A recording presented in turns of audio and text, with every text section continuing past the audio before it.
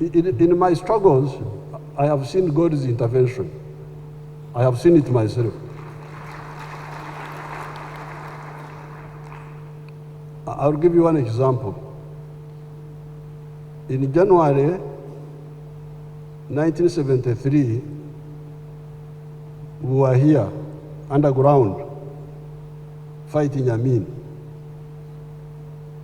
And we had put our group in the forest in Mayuge.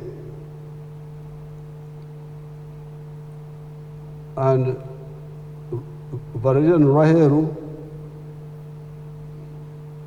Martin Mwesiga, and myself were in a car, our Volkswagen 1600, driving from Kampala to join our group in Mayuge Forest, Kitiarera Forest.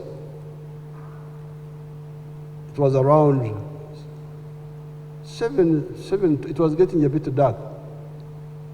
We didn't know that Amin had got information about us and had attacked our camp. We didn't know because there was no communication at that time. So I was the one driving. We passed through Jinja, Magamaga.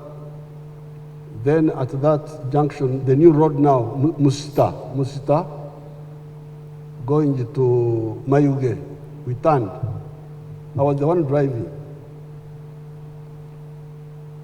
Then when we had driven some distance, we found a truck, a lorry parked on our side of the road. But then an army, a lorry which turned out to be army was also coming from the other side. So because we wanted to pass, we stopped. I stopped the car behind the lorry. When the army truck came, instead of continuing, they stopped. They said, "You people, who are you?" We said, we are going somewhere, Karuba, some place. We're going to Karuba. The fellow, I think there were 2 or 3 soldiers. I think they had dropped soldiers and they were coming back, but they were armed. So they thought for a moment as if they wanted to continue, but then one of them got out. So, "You people, get out of the car." Now, Raheru was sitting here. Me, I was the one driving. This fellow was standing on my window now. As I was still opening the door, Raheru shot him from here. Shot him, he fell down. He said, "Mama, mama, mama." Then I silenced him with the pistol. Now, the other soldier, maybe 1 or 2, apparently they ran and hid under the vehicle. So after killing this one, we were struggling to turn the lorry, our vehicle, in a squeeze. The other people were hiding below the vehicle. They could have shot us, all of us. So you wonder why, you can see here there was something else. Yes, we did our part, but there was a part which was totally out of our control. These fellows just panicked. I think they feared. That's why they didn't shoot, because they had their guns, so why did they not? So I know God, I have seen God intervening in my own thing.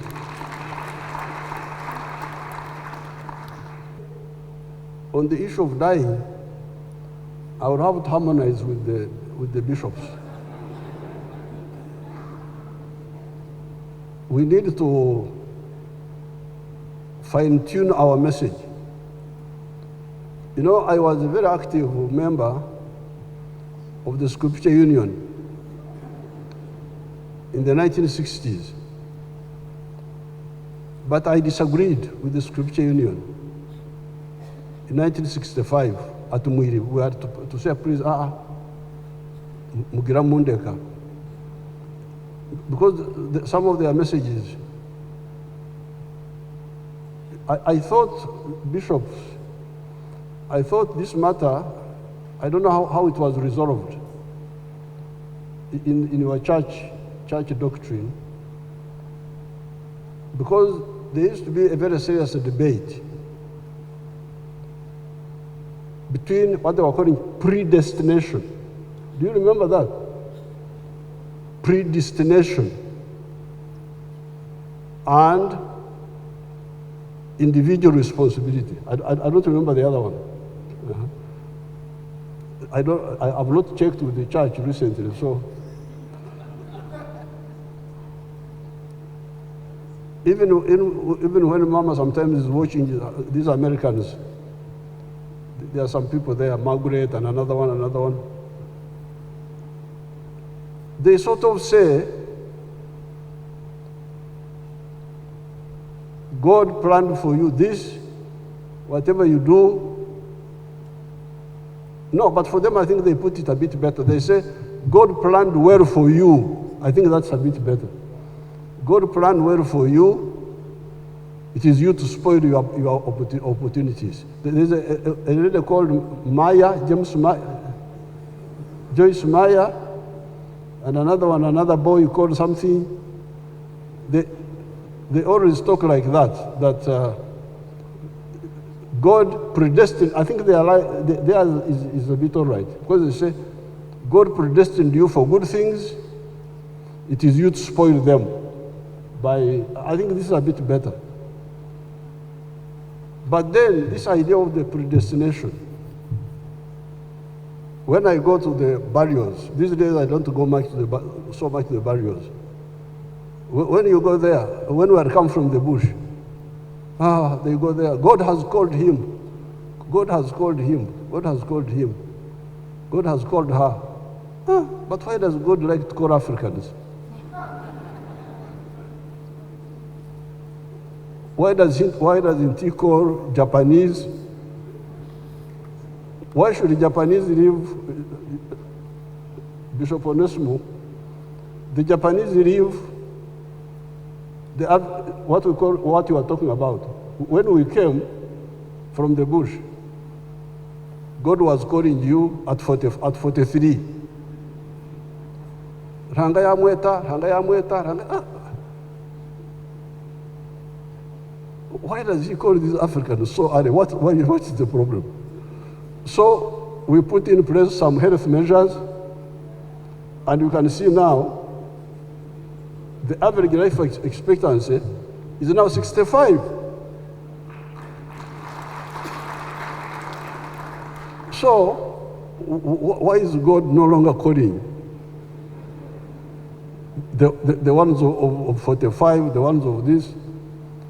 Now, the Japanese, the life expectancy of Japanese is 79 now. To leave everything, to say whatever bad thing happens, it is because of God, I also don't agree. For instance, in the case of Aronda, I didn't know that he had some medical issue to do with which I didn't know, to do for some time, that he had a medical problem to do with the heart. Then he went to this long distance to South Korea, where there was a big conflict. Then he started feeling unwell in South Korea. Then he tried to go to hospital there. Actually, we should blame those South Koreans. He tried to go to hospital there. They said, no, you don't have insurance here. How can a Ugandan have insurance in South Korea? So he went on the plane when he was already suffering. So therefore, I really think that in our messaging, we should also emphasize the question of, for instance, in this case, even this Sarah, apparently she had a medical something, and she was going to travel to the same South Korea conference where Aronda died coming from. So we were lucky that she died in her car instead of going to die on the plane. But why travel? Why do you go into things when you... So for me here, I think, I insist.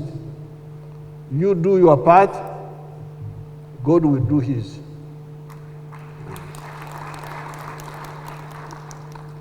As far as health is concerned. But I want to thank again the CDF and the Minister of Defense, because dying, we are all going to die. The question is when.